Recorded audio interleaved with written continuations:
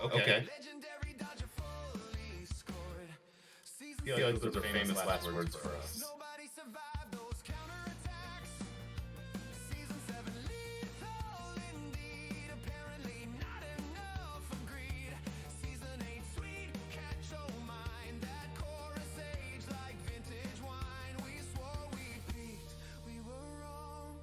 Yeah. Never shy about giving us feedback.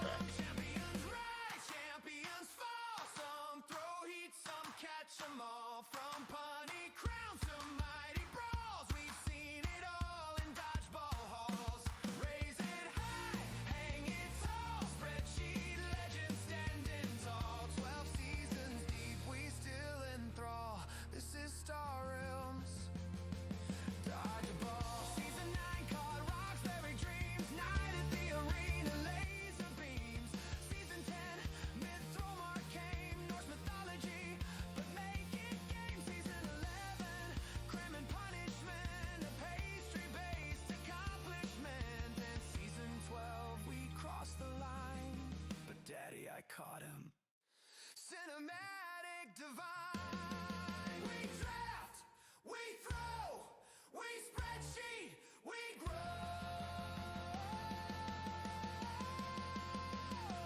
Champions rise, champions fall. From ball barman to catching them all. Pun by pun, the legends sprawl through every throw and every call. 12 banners wave above us all. Each one proudly unbelievable. If this is madness, let it be. Long live dodgeball. History.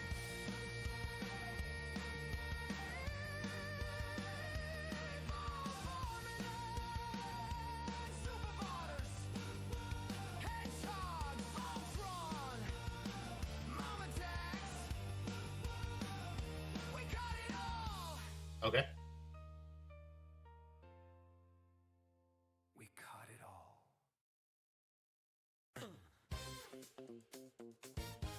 Hello, everybody.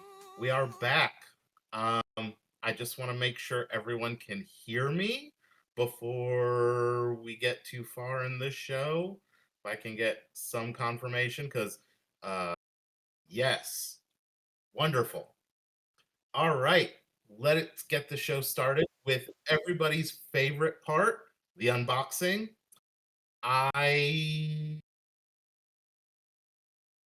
I'm missing my game. Hold Alex, on. I got it. I got it. I'll bring it to you. Perfect. Thank you. Come here for a second. So this is my mom. There we go. You can sneak in. This is Silent Mom. This is Aggie. So everyone say hi. And then she is going to go relax and try and figure out what she knows what Star Realms is, but Dodgeball is a little much. Okay. Well, hello, everybody. Enjoy yourself. And Alex, behave. All right, yeah. Good luck with that.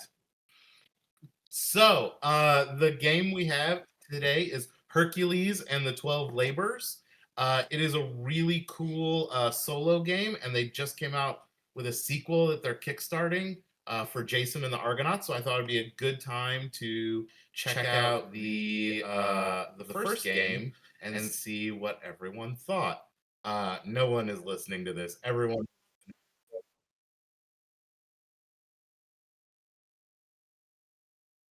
I can hear you. Can they hear you? Oh,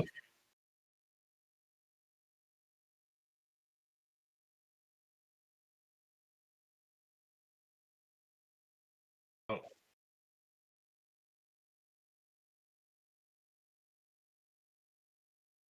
I'm glad my mom was here for these technical difficulties. It wouldn't be our show without it. Now you should be able to hear me. Can you hear me now? Hopefully that works. This is what happens, LEC, when you update OBS right before you go live. I should have known. I've skipped this version for like 4 episodes, And I should have known better. Sound is great now. Okay, great. Thank you, Chrysalis. Perfect. Thank you, Liz. So another great unboxing edging video there. You know, I think it was Mojo who said that unboxing edging were two words he never thought he'd hear together until today. This is what we're doing. We're breaking new ground with our show. 100%. We're taking people to places they never thought they would go. One day we'll have to let an unboxing come to its satisfactory conclusion, but I fear that today, Al, is not that day. No, it isn't that day. So we've had a little bit of a break. I think, what was I doing? Oh, I was dancing last week, so I was totally unable to do a show. How has your week been? It was good. I have a new roof now, which is awesome. Good. That is good news. Yeah. I am a lot poorer for it, but I also don't sit and fear the rain like I used to. So that's great. That is super. I will probably have a video to share with a couple people shortly, but I didn't know Sandra. Oh, good. Sandra's very excited for that one. So we have moved past the traditional non-unboxing. Oh yes, of course, Liz will also be very excited for that one. You don't need to get your hopes up too high. Like the expectation, the bar needs to be very low here. That's what we're doing. My voice is mostly recovered though. I think if you'd heard me last week, you would have. I did send a voice capture to my group chat because I sounded like I was dying. It was amazing.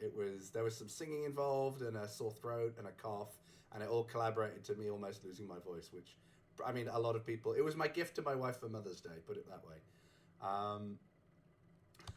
But tea time. Ooh, Al, I think Sandra Super Grandma is not with us for the moment. I think she's feeling a bit under the weather and has taken the sensible option of getting some well-earned rest and not staying up until 3 a.m. But probably a good idea. But I think she did send me some nice tea time reminders. So let me have a quick look here what we had. Okay, so apparently, Osmosis Brent, he's a regular. Apparently, he's done it again this week though. He's had a go at writing a British accent by pretending to be Sturrock and claiming he nailed it. I don't know if Ian's in the chat, probably not, but I'm going to go out on a limb, Alan, and suggest that Brent probably didn't nail it. I don't know. What do you think? Probably not. Probably not. Brent is hilarious. He is. Apparently, Tats enters the chat to call Chaz a coward for throwing only his bog standard donut. Mojo then claimed that he was assisting Chasmo in creating a new Long John donut. So I'm almost hesitant to inquire too far about what that exactly means. But it sounds like Mojo is assisting Chaz to expand his donut. And then Brent gets into the Long John act with an innuendo-filled post. Apparently there's too many of those to report. But the image above pretty much sums it up. And let me just have a look at this image. This was a Long John stuffed through a sprinkled donut. I don't know if you can see this, but that's where we were at there. Just beautiful. Perfect. Just beautiful. Yeah. I would have expected nothing less from the two of them. Right. And then apparently Emily dropped in to say that she thinks she loves Brent.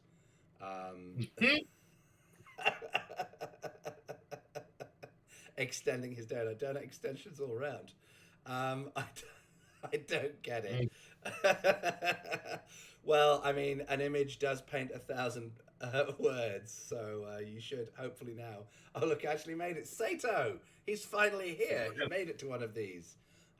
Sato, everybody, famous for being much better than you. Yes, Maximus, even you, because he's a librarian. And we all know librarians are better than we all everyone know that else. librarians are better than everyone else. So Al, apparently on court 5, Tuff announced that he needed a restful weekend with little dodgeball play. So he was throwing at Imam. And that's basically it. I think it's good that Super Tools got in the chat because on court 2 he was making a comic book comeback, including other stories. I think it was a sun going down on the Evan Horizon ball, which is a nice pun.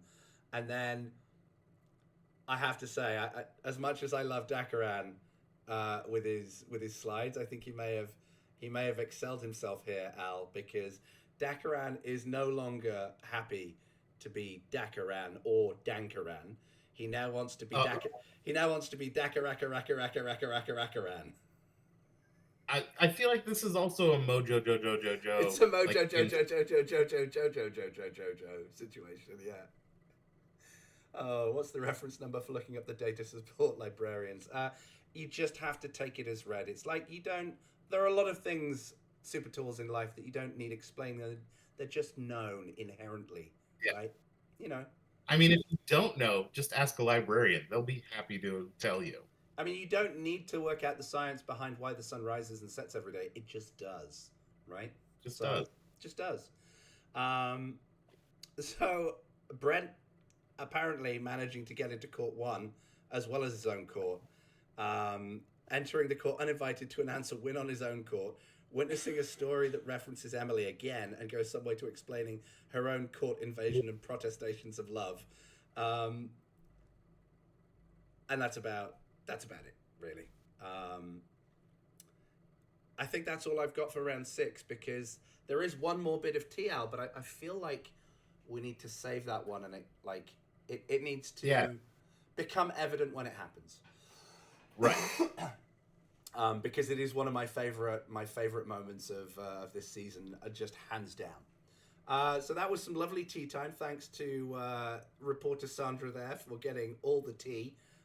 She's an excellent choice for that place. But before we get going, Al, let's have a look at the standings. So this is where we left at the end of round 4, so many weeks ago. We had 2 teams up at the top sitting pretty at 4-0, and that was Father Throws Best and the Beverly Hitbillies. We then had Improbably Faulty Throwers sitting at 3-1 along with Green Aces. The Twilight Throne and Smash sitting nicely in the middle. That's right, this was Adam's dream table, wasn't it? Where like everything was just working out almost perfectly matched, even though no one's at 2-2, well, not everyone's at 2-2. Then Catch 54, Where Are You, and Ball in the Family are at 1-3, and finally I Dream of Dodging and the Duck Van Dodge Show holding everyone up there at 0-4, and hopefully that changes sometime soon because you don't love to see it out. Right. But you know, well, hopefully we'll see somebody break through at some point. Yeah, absolutely. Too good to go O&X is every team in the league basically.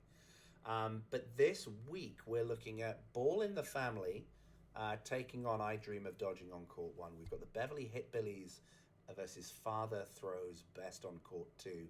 Duck Van Dodge Show trying to out Smash on court 3. Catch 54, Where Are You, in the Twilight Throne on court 4. And then court 5 brings us the Green Aces and the Faulty Throwers. So any of those games are looking like a pin-up for the +4s?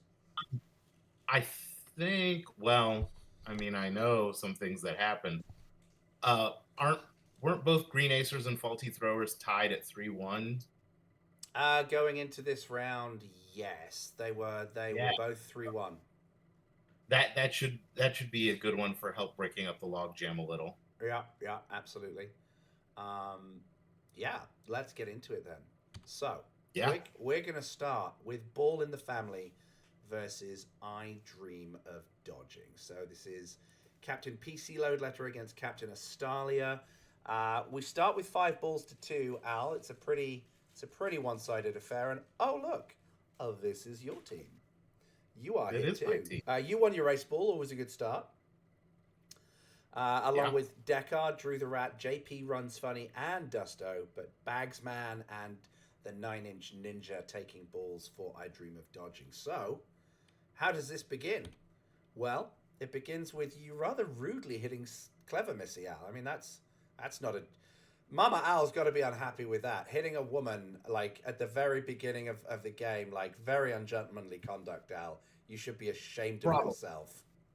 However, I mean, we love captain on captain violence, and I felt like this was close in that Clever Missy is also part of the admin board for Dodgeball, so You know what? had to. I'll allow that. All right. So Al quickly taking Clever Missy out. Drew the Rat then takes out Captain Astalia, sending her to the bench. Not a great start for I Dream. A couple of balls going begging there as people can't quite connect. But then the Bagsman takes out Aldedan. So that's a nice like round 6 draft battle going on there. Baggio coming out on top. But then JP Runs Funny. We've seen this a lot this season now, where someone gets a hit in and then immediately just gets blown away by the member of the opposing team. Obviously, the revenge throw. JP runs funny doing for Bagsman on throw 10. But then a catch. Drew the Rat catches the Bagsman. So poor Dean Camilleri having an awful time of it, getting hit and then his throw getting caught. And Aldedan is revived, undoing the good work he'd done. So that's like a 3-for-1 almost. Terrible. Yeah. You got to be pretty happy at this point, right? Yeah. I mean, we're back up to full strength again. And things are going swimmingly. Drew the Rat continues everything with a hit on Acox, 89. And then Deckard hits M. Colo, who apparently had been all over the place professing a love for Brent. So crazy. She obviously took her eye off the ball, is what happened. BPB getting in on the action, though, catching and eliminating JP Runs Funny before the 9-inch Ninja hits Captain PC Load Letter and the clown sits his ass down. Ninja then catches Deckard, reviving Clever Missy. And Al, things starting to swing a little bit back towards I Dream of Dodging here. Right. How did you feel about that at this stage? Because that was kind of a couple of blows all in one go.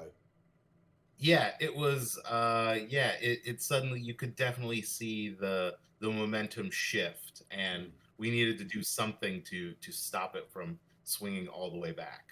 And that something was Deckard catching and eliminating Ben the Beast Beld. It's always good to see Ben getting sit down, just because he's such a solid player. Like, if you're on the opposing side, you gotta take care of him. But then BPB not done. He's on the bench catching Drew the Rat, reviving Astalia. So it's a real swings and roundabouts here. But then you go and hit 9-inch Ninja, getting a little bit of Dutch courage, obviously, in that. And then there's a big long stream, and I'm not sure, obviously, what happens between throw kind of 24 and 30, but there's a lot of dodging going on, clearly. But Astalia then catches Deckard and revives Bagsman, so feels like another revival here for I Dream of Dodging, Al. Right. Is it, though? No. It's not. I don't want to. Because you hit the same lady twice in a row. Like, Al? Yeah. Do we need an intervention? Like, what is it about? Well, what is it about Jen that makes you want to hit her so hard? Oh, just wait. It's gonna get better for her. It's gonna get better for her. So you catch Clever Missy and then revive JP Runs Funny. That, I mean, at this point, it feels like you might be picking on her. Maybe just a little. And then Deckard catches and eliminates Astalia.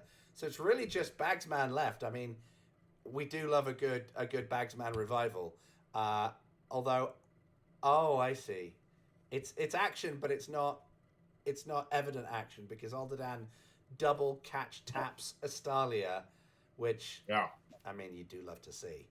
But then Drew the Rat hits Baggio, and I guess from here on in, it's just zombie balls, and that's it. It's a win for Ball in the family. So, kind of a couple of times where, you know, the momentum shifted, and that could have gone a different way there, Al. But this solid line in the middle there just shows some rock steady defense by Ball in the family. Yeah, we do love giving games away. I will say that. So it was nice to break that streak this week. Yeah, yeah. So the big question then, Al, comes: who's your court MVP? So this was very difficult for me because two players had very similar stats. Two of us had 3 hits and 1 catch. Okay. So the difference really came down to win percentage. Um, and honestly, I wanted to give it to Drew the Rat, but I was overruled by the commissioner, and instead we gave it to this guy. You gave it to yourself. So Al, hiding behind the commissioner's throwaway comment to give himself an award he richly deserves. Disgraceful behavior. I can't believe it. The crowd No, are going to go wild. in all honesty, I was like, "Ooh, it's mine. I'm taking it." Cranky throwing you I, under the yeah, bus here, saying he's got absolutely I know zero immediately. leverage. Who's in the chat immediately throws me under the bus. He's like, "You always pick whatever you want. I Yeah, have yeah, no yeah. say in." 100%. Even Sato's telling you it's rigged. Even your own librarian bestie is Yeah, denying any. This is outrageous. No, in truth, I know Al hates giving it to himself, and he wouldn't do it unless the numbers backed it up. But it is funny, and I did have a little scan through through the slides ahead of time. And was like, oh, Al, giving yourself the awards, I see, and yeah. I did I, warn him we'd be making hay with it. I, yeah. I hate giving it to myself, and I have gone through many things to try and figure it out. But Is yeah, this this is this time, how Silent Mum raised you, Al, to hit women and give yourself awards? Disgraceful. We've got to move yes, on. that's We've got to raised move me. on to the next court. We can't possibly stay here. Um, so, as we move to court two, we've got the undefeated Beverly Hit-Billies at this point versus. Oh, this is another one, isn't it? So, Hit-Billies and Father Throws Best were both undefeated and facing each other. Right. Yeah. So, this is a big game. Uh, you're clever padding. When I looked, sorry, Cranky's just said when I looked at the stats, I didn't realize you were clever padding. Amazing.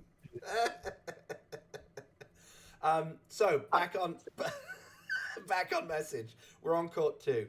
It's two undefeated teams. This is for all the marbles to get your neck in front. This is a big game. So Father Throws Best really come out on top in the races. We've got Tuna Slap, Risker, Super Tools, Ethel Narwhal, and Lux 16 all winning their race balls. Rollin Parr and Naden are winning balls for Beverly Hit-Billies. So it's a pretty one-sided beginning.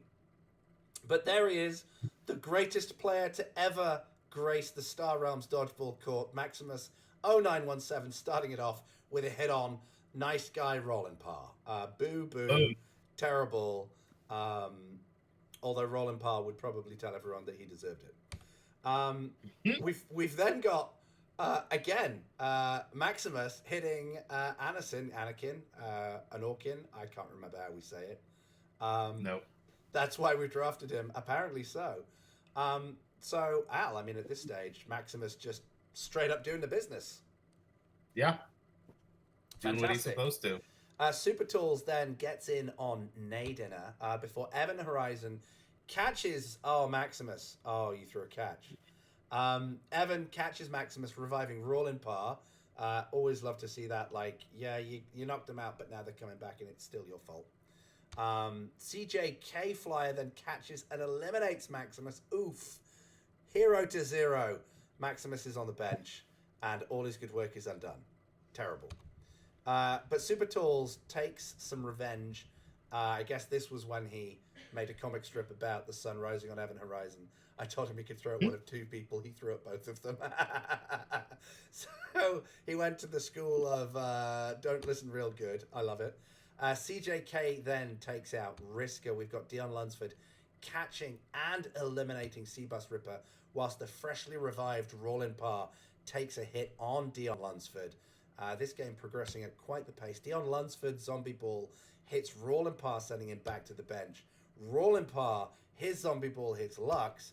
Dakaran gets a hit on Tuna Slap. And at this point, Al, I think that the teams are pretty level. It's 2 each, right, left on the field of play. Dakakaran and the Captain Flyer versus the Captain Tools and Mini Tools, the Ethel Narwhal DJ. So, like, this one appears to be going down to the wire here. So excited to see where it goes. And Nadina, takes out Mini Tools. That's only gonna anger the tall Alaskan, right? Like, surely you don't want to do that. But then CJK Fly hits Super Tools, so I guess it's only Zombie Balls now that can sway anything. Super Tools does, though, catch CJK Flyer, reviving the bestest player of all time, Maximus. So I guess hope does spring eternal.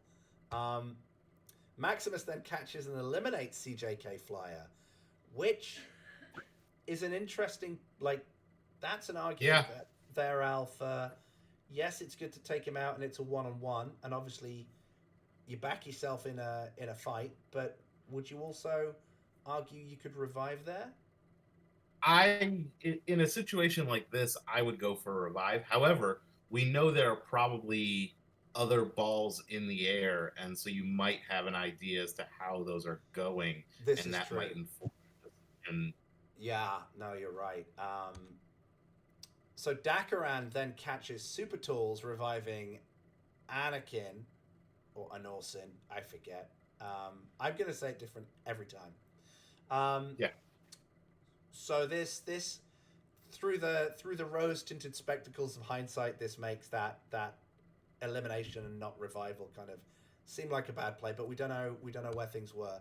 Dakaran then hits Maximus, so we're back down to 0, but it does appear there's some balls still left to play. It's the joy of it. But obviously everything goes begging. And right at the end there, the 4th and 6th round picks, Dakaran and Anakin standing tall, whilst everyone else is sitting down on the bench, and Beverly Hillbillies go 5-0. A very exciting game, Al. It was some back and forth. Those catches at the end, it was a good one. Yeah, absolutely. But who's your court MVP? So this is going to go to the person. He had 2 hits and he had a catch, but really the defense was absolutely amazing. They had an 88% win percentage. They only threw the ball twice and hit both times, but then they were targeted 5 times, caught once, dodged 4 times. I think they were like the only person in this who didn't get eliminated at some point. And that is the Dakaran. Dakaran. Well, congratulations to the Slide Master himself. Well deserved, judging by that performance, because those sounds like some really, really good stats. And I'm sure CJK Flyer was delighted that Dakaran and the rest of his team stepped up to the plate. But we're going to move to the Duck Van Dodge show and Smash. We only just award to staff now. I mean, I guess it seems that way. Hopefully I don't get an MVP award as well, because then we really won't have a leg to stand on. Yeah, technically there's no staff in this one, so it'll be real exciting when I give the MVP to Clever Missy on this one. So we have a pretty balanced start here, Al. We've got Wichawanek, DG3, and Emon69 winning their race balls. Starmark, Bathoris, Tough, and the Jeb winning for them. It's a 4-on-3. Let's see how it goes. So Starmark begins, landing a hit on Lancey Ace, who takes a seat, and then DG3 catches and eliminates Bathoris, so it's tit for tat. Marauder Mo then catches DG3 to revive Bathoris whilst hitting DG3 again, so a double whammy, and it's Lex Neville then hitting Binkley, notably Binkley not throwing a catch, so this is a break in form. But I was too soon, and Tough Catch eliminates Binkley for a double tap. I guess no one left to revive, so safe time to throw one, eh? Yeah. I didn't even see that coming. I know I looked at the slides. I didn't look at them that closely. That's just pure dramatic irony. Wachawanek then catches the Jeb, reviving Lanciace to get another set of hands out there. The Jeb hits Cyberduck, the captain, going down. Wachawanek seems to be doing some work, hits the Jeb. The Jeb then hits Lanciace again. Bathurst catches and eliminates Wachawanek before Lex Neville catches Wachawanek and revives the Jeb. And this game is brutal. Tough then hits Imam69. Obviously, that was his easy weekend. Imam69 then hits Starmark to get a little bit back. Corey Bear hits the Jeb. Can he? Is this the beginning? Is it Corey Bear against everyone now? I think. Is that what's going on? I was gonna say this is the first time you heard Corey Bear's voice, and we're like 3/4 through the match. Yeah, so this can often happen, right? So you have the first round pick, the scary pick. No one throws at them until they absolutely have to. And it's a smart play. Yeah. You keep the best player off the ball and not involved. But he's involved now. Corey Bear getting a hit on the Jeb, then catching Tough and eliminating him. Oh no, reviving DG3. My apologies. Cornatius then hits DG3. Corey Bear eliminates Lex Neville. Corey Bear hits Cornatius. Oh my days, is this happening? Corey Bear hits Tough again. It's a 1-on-2. Tough hits Corey Bear. Oh, but then Maraudimo catches Corey Bear, reviving Starmark. Oh, this could be a sad end. But no, Corey Bear catches Maraudimo, reviving Binkley. So it was basically one, but now Binkley's back in play, albeit against 3 other players. Corey Bear apparently had more balls in the air, hits Maraudimo. Maraudimo hits Darth Binkley. Darth Binkley hits Starmark. Is there another ball left? Oh, but then Bathurst catches Darth Binkley, reviving the Jeb. That is an amazing end to a game. Yeah, it was crazy. Yeah, I mean, look at all that action right at the end there. And, Duck Van Dodge Show came so close to winning that one. Yeah. I'm probably gonna go back and read that Facebook kind of spool, because that game looked crazy interesting. And for the longest time, like, there was action, but numbers stayed pretty good. And then enter the Tekken. Corey Bear enters. For the Bear. Just can't quite get there, but that looked like there was a lot of action coming out of 88's hands. So who's the MVP? I guess obviously it can't be Corey, because he wasn't on the winning side. He wasn't on the winning side. So that was the thing, was looking at the Smash team, there were a lot of people with a lot of like raw numbers. But when I am going to credit Cranky. He is sort of mentioned to me that we don't reward enough like defensive capability. And so I felt like, because so many people on Smash had so many offensive numbers, I really started to look at defensive stats and just efficiency. And for that, I gave it to Bathurst. Bathurst picking up. So what were his stats there, Al? So his stats, actually, so what I found the most interesting was first off, he had 2 catches, which is great. But he was undefeated. Like, he was targeted a number of times and he won every game where he was thrown at. He had a 78% win percentage, which was solid, so much higher than everyone else on the court, including Corey Bear. Everybody, like, barely anybody topped 60, and he was at 78%. So it was just a matter of, he just won so many games, like, at least on his side. I mean, Corey had the raw numbers, but yeah. I think Sato in chat there pointing out that Cranky is putting his finger on the scales again, despite his earlier protestations of having no say at all. It all comes out in the show. Well, so here's the funny thing. When I put this on there, he actually was like, "Are you sure?" Like, I had someone else in mind. I was like, "Yeah," and then I had him look at the numbers. He was like, "Oh, okay, I get it." I was like, "Look, I listen to you sometimes. It only takes a couple weeks." Amazing. So we're going to move on, congratulating Bathurst, of course, before we do for his MVP, to Court 4, where we have Catch 54, Where Are You? So this is another opportunity, Al, to award someone in production an MVP, because Cranky Day's involved. So I'm excited. This Yeah. one's sure to be boring. Yeah. Yeah, boring. I don't know. Like the Facebook, I'm probably the Facebook kind of thread for this is probably 1,000 messages long with Osmosis Brent running around being chaotic incarnate. But it's 3 balls to 4. Yeah. The Twilight Throne start with 4 of them with Mojo, Jojo. The present in chat librarian better than you, Sato. The elongating donutter Chasmo and Bahamut 619 versus Brent Sturrock and Bork and Beans, Ride the Yoshi, however you want to call him. They're all starting with race balls, and apparently Chrysalis has been waiting for this one. It's going to start off. Brent starting strong, taking out Chasmo. So Chasmo, like, no time to unfurl his donuts there, just straight onto the bench. And then Cranky Catch eliminates Bahamut 619. So Catch 54 starting incredibly strong.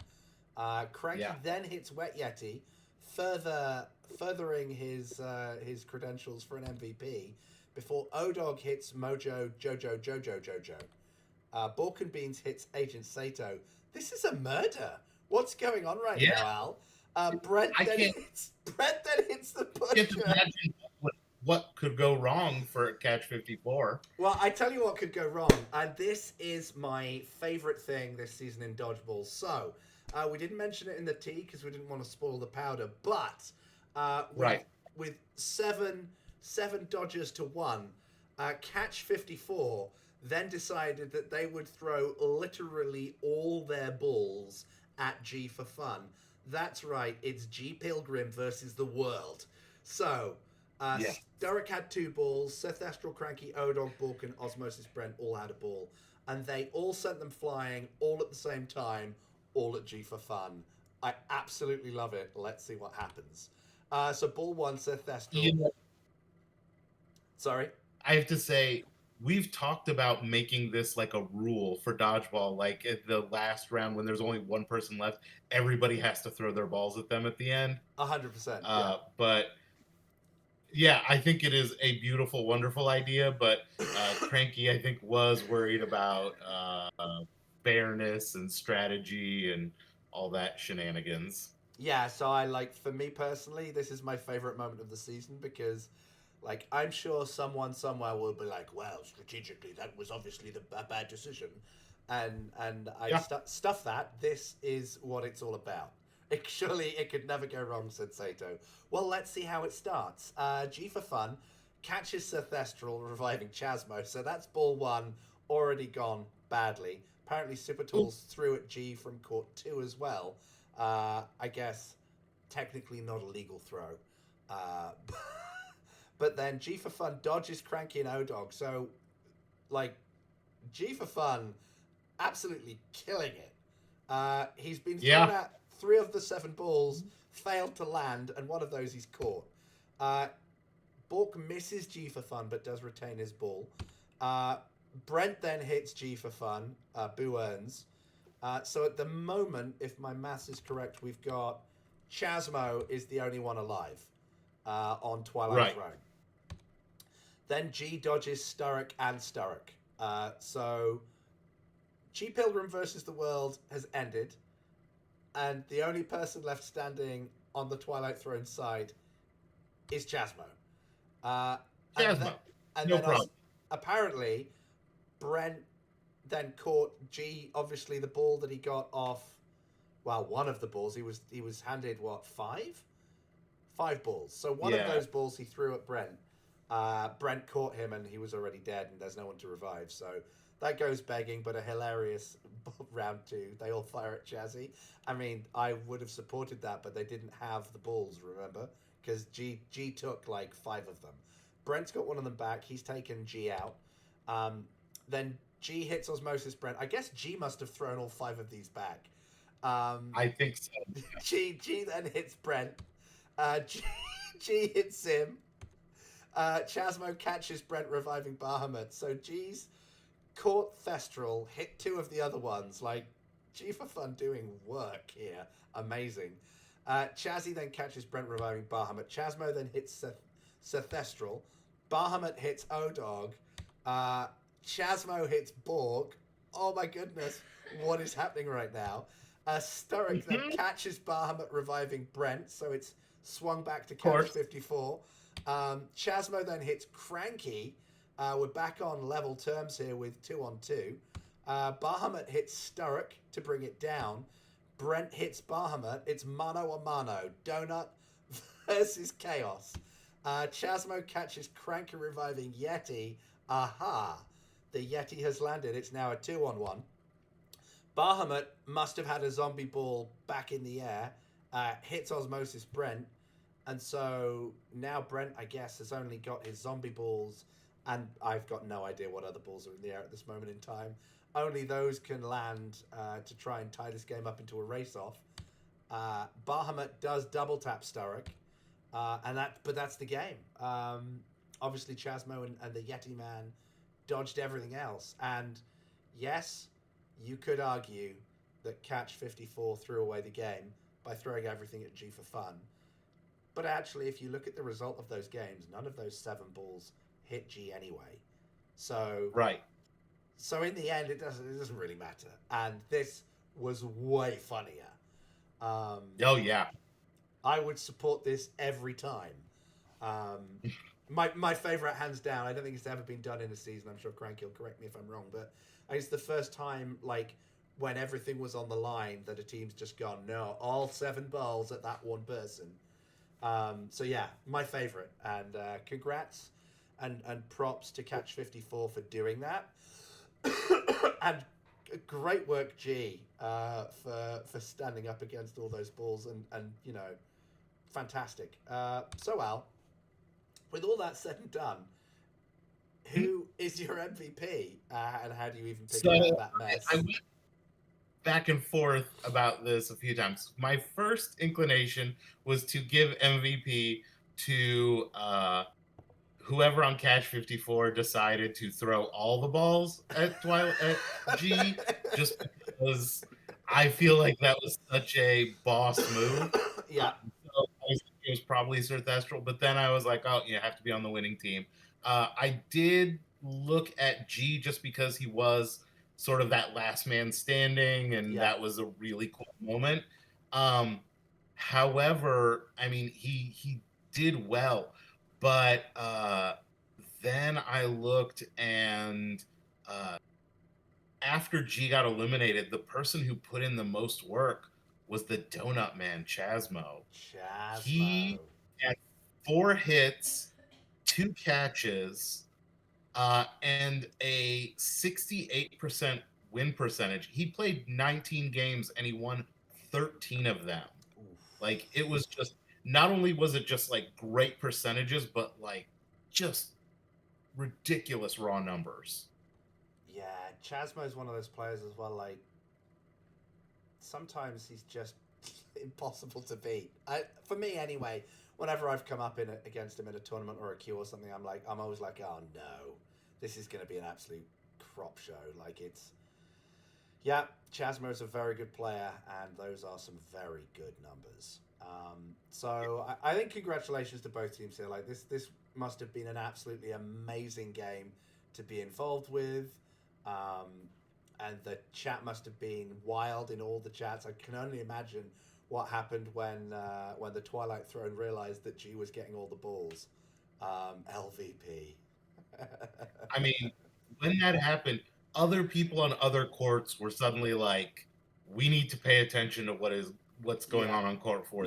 This is amazing. Absolutely, yeah. That's just when, like, it's that moment when everyone, like, just runs over to that court and is looking. It was truly spectacular. And now we have, moving on to court 5, the Green Aces versus Faulty Throwers.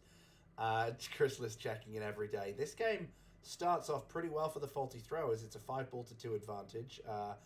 Myself, Juan Carlos, Super Grandma, Sevenick, and the Goat Man versus Rip and J Huns. What could possibly go wrong? So I do have to say this. I forgot to mention this in the tea. This first was really funny because Goatman hit Chrysalis, but what you don't get from this is that Goatman came strolling into chat like, "Yo, I just hit Chrysalis," and Super Grandma was like, "I don't see a throw. Are you sure?" And then Goatman realized that he'd thrown at Chrysalis without actually throwing at her, so that didn't count. Oops. So, oops. So then he had to actually do it again. And thankfully, he did actually hit Chrysalis the second time as well, because that would have been really embarrassing. But that was a very funny start to the match. Connor then catches and eliminates Goatman. Obviously, Karma coming back to catch him. Before Cisco Alvarez catches and eliminates Juan Carlos, and Jay Huns hits Poop Deck. This is going very well. Rip then catches and eliminates Super Grandma. Jay Huns catches and eliminates me. Double Dubs hits Vorazori, gets one back. Excellent work. Sevenick hits Bad Wolf. Maybe it's turning back around, chat. No, Connor catches and eliminates Double Dubs. I caught Bad Wolf and revived Goatman because I thought that was sensible. But then Rip caught and eliminated Sevenick. And so then it's just Goatman left against four of them. There doesn't even seem to be enough track, so I can't even pad this. Connor hits Goatman, and then nothing else happens, and it's Green Aces for the win. We had a very good time in chat, but the game did not go our way. Yes, Chrysalis, everyone was eliminated by catches bar one. Yeah. No, but Rosori and Bad Wolf and Poop Deck all got hit. And you got hit. Oh, do you mean our team? Yeah, I mean, I can't say against that. Either way, it was a royal drubbing. Green Aces parading to 4-1 whilst faulty throwers fall to a 3-2. And Al, the less said about that game, the better. But who was your MVP? So as was mentioned, there were a ton of catches. There were 7 catches in this match, 6 of which were the catch for elimination just from Green Acers. So I had to look at who was the best catcher. Sorry, seven catches and they never revived Chrysalis. That seems rude. Yeah, I know. It seems extremely rude. Yeah, I'd be hurt and offended if I were her. You want to join a fun team, Chrysalis? You just come on over. We'll look after you. And it came down to 2. Connor and Rip both had a pair of catches. Mm-hmm. However, Connor had a hit that Rip did not, and Connor also just had a really good win percentage to go along. Not that Rip didn't; he was at 50%, but Connor was nearly 70%. So yeah, that'll do it.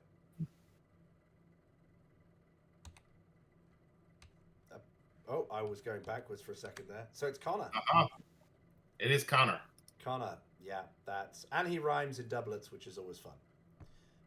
That is the best.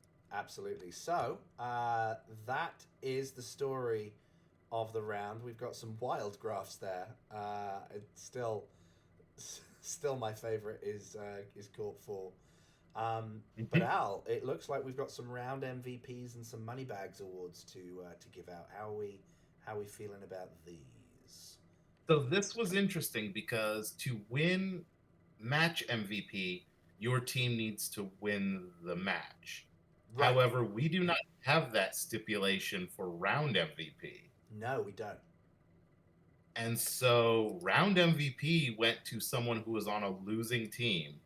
And unless you've been sleeping through the entire show, I think you're going to... No, Maximus. I hate to burst your bubble. It is not the greatest player in dodgeball history. It is not Maximus. No.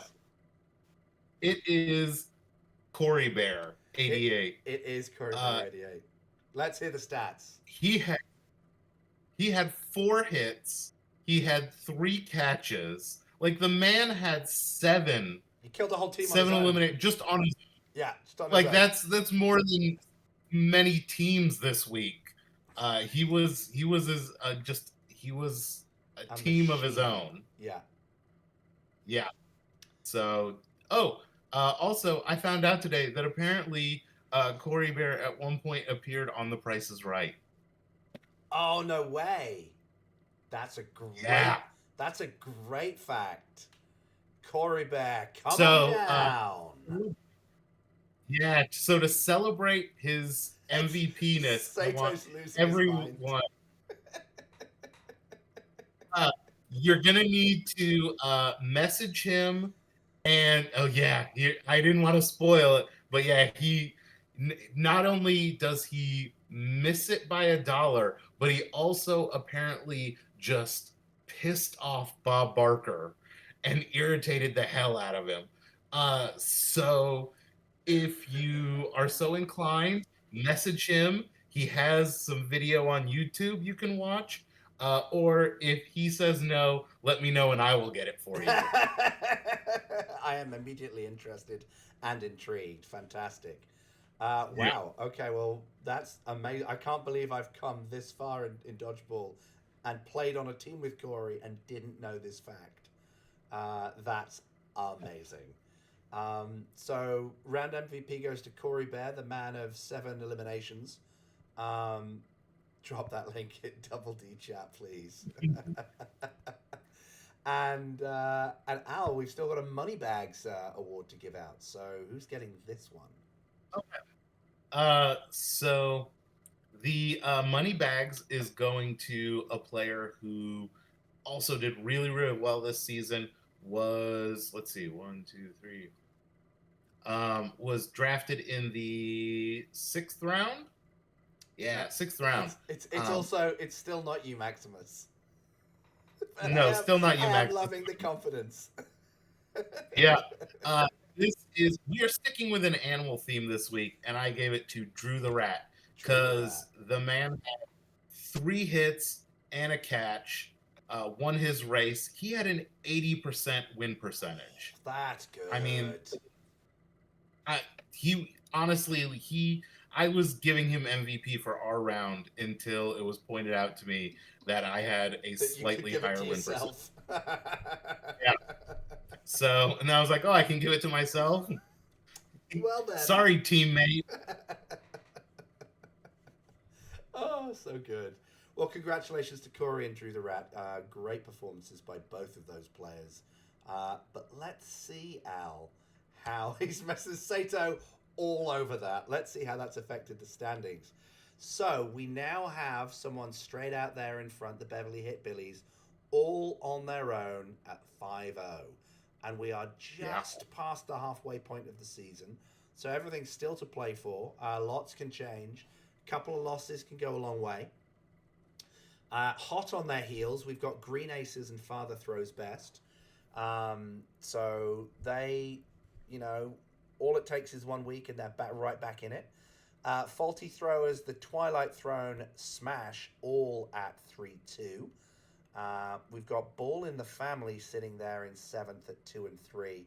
Catch 54, where are you? Thinking about what could have been if they hadn't been such awesome history-making players at 1-4. And still there at 0 and 5. We really hope this changes soon. I Dream of Dodging and the Duck Van Dodge Show, 0 and 5, but still 4 games left, Al. Anything can happen. Anything. Absolutely anything. And eventually they'll have to play each other, so somebody's got to get a win. Surely someone's gonna sneak one on the board there. Yeah. So yeah, it's a great. I think we're almost done round 6 as well, aren't we? But if I were disclosing state secrets, I would suggest that the commissioner had foretold that the round wouldn't be done by now about a week ago, and lo and behold, he was correct. Yeah. So, but we're almost there. So I'm sure we'll be done by this time next week. I think if it does finish over this long weekend for Canadians, because we've got Victoria Day, woohoo, 4-day week for us next week. I think we are kicking off on Monday is the plan. So do keep your eyes peeled for that. And obviously everyone should now spend the next 2 days trying to find out everything they can about Corey Bear's attendance on The Price is Right. So Al, that was an interesting round. Probably my favorite round so far, purely on the basis of Court Four's shenanigans. Oh yeah, Love to I see it. think people forget dodgeball. Like they concentrate so much on wins and losses and stats. This This dodgeball is all about fun and shenanigans. this right here. This is it. Oh, that's it. This is dodgeball right here, right now. Seven balls of Yeah, G this for fun. Love it. this this is gonna go down in dodgeball history. 100%. Yeah, 100%. Absolutely fantastic, and just my absolute favorite. So thank you for that moment, Catch 54. Seth Estral as the captain. Obviously, you must have okayed that. So huge kudos and credit to you.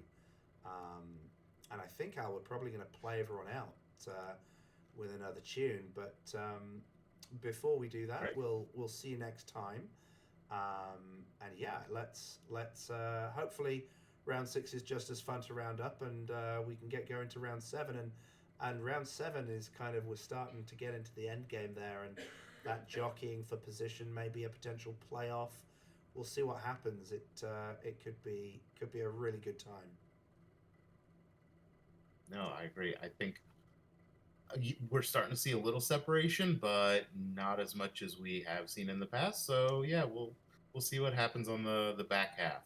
But I think it should be exciting. Yeah, absolutely. No one's just straight up running away with it, which potentially has happened in past seasons, but it's definitely not happening this season. So absolutely fantastic, and yeah, have a great week.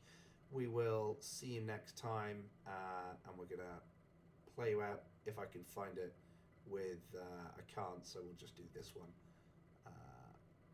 Where have we gone? Yeah.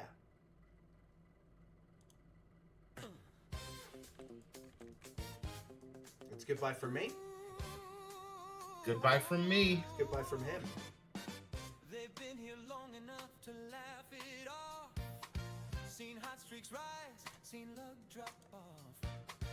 They know the rules, they know the pace. They've all worn pressure on their face. Some bring calm, some bring noise, some bring spreadsheets, some bring poise. They don't need speeches, they don't stall. Just take the hands and play some ball. Corey Berry, Japers, Funny One, Carlos, BP, Beach, Hasmo, Marauder, Mo, Bork, and Bean, see the stripper, Salento, Cisco, Alvarez, Dion, Lunsford, Wegety. This is the rest of the cast. The ones who make the moments last. Not always first on draft night boards, but always changing how it's scored. This is the rest of the cast. Every dodge, every catch, every pass. No solo act, no empty fame. This league's a chorus, not a name.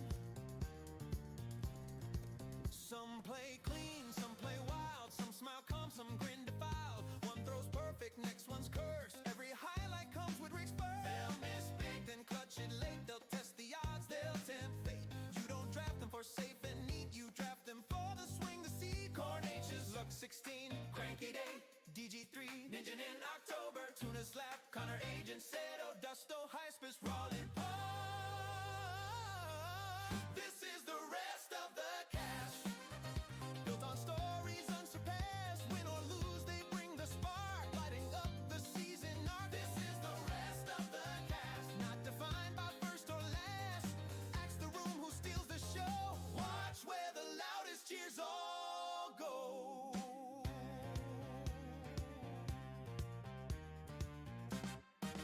They've taken hits, they've stayed in line. Some nights rough, some nights shine. Still show up, still take the call. Still play like this one matters most of all. Stats go up, stats go down. But heart like that, sticks around. You don't measure what keeps them here. Season to season, year to year. People dubs, Nate and Nurse, Star Mark, Emum 6-9, Rip with Kawanik, Doc Karans, and Vin 08, 8 Cox 8-9, G for fun, clever Missy, fresh names written on the board. No history but hunger stored. Every legend once stood here too, with nothing but a chance to prove. A Norton, Christ, Ellie's Goldman, Maximus 09, 17, Verdict, Massachusetts. The butcher first throws quiet futures louder.